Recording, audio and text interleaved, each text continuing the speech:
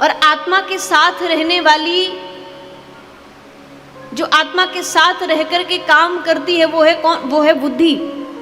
जैसे आत्मदेव महाराज की पत्नी थी धुंधली। अब आजकल परेशानी कहाँ है महाराज? हमारी और आपकी जो बुद्धि है ये भी धुंधली हो गई है, धुंधला गई है। और धुंधलाने का अर्थ, कुछ साफ दिखता भी है और कुछ दिखता भी नहीं है। दो प्रकार से कंफ्यूजन में है महाराज। अब ना तो संसार के ही हो पा रहे हैं, ना भगवान के ही हो पा रहे हैं। और जिनके जीवन में ये अवस्था बनी है, समझ लो उनकी बुद्धि धुंधलाई हुई है। तो दोनों तरफ फंसे हुए हैं। तो हमारी अवस्था भी आत्मदेव की तरह ही है महाराज। आत्मा चाहती है भगवान को पाए, लेकिन धुंधली बुद्धि क्या करती है? तरह तरह के तर्क देकर के हमें भगवान से दूर कर देती है। हम चाहते हैं, आत्मा आवाज उठाती है, कथा सुनने चलो,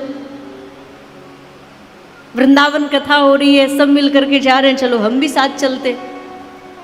तो बुद्धि क्या करती है? नहीं नहीं, अरे चले गए तो व्यापार ठप हो जाएगा, 7 दिन 8 दिन के लिए काम बंद हो जाएगा। तरह तरह से बुद्धि तर्क देती है। और ऐसी स्थिति, मैंने आपको कल भी कहा था कि जब आप कथा करने सुनने का संकल्प लेते हो ना, आपके सामने आपके किए हुए जो पाप हैं ये इस प्रकार से भूमिका बना देंगे, बहुत विचलित हो जाएंगे। उस समय आप निर्णय नहीं कर पाओगे। उस समय आपकी बुद्धि जो है धुंधला जाती है। इसका आशय तो यही हुआ ना महाराज कि हम सब भी धुंधलाए हुए हैं, कंफ्यूजन में, अभी कंफ्यूज हैं।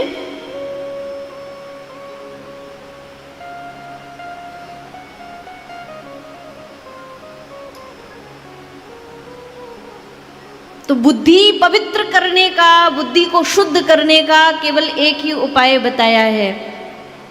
कल हमने जहाँ कथा विराम की थी, बिनु सत्संग विवेक न होई।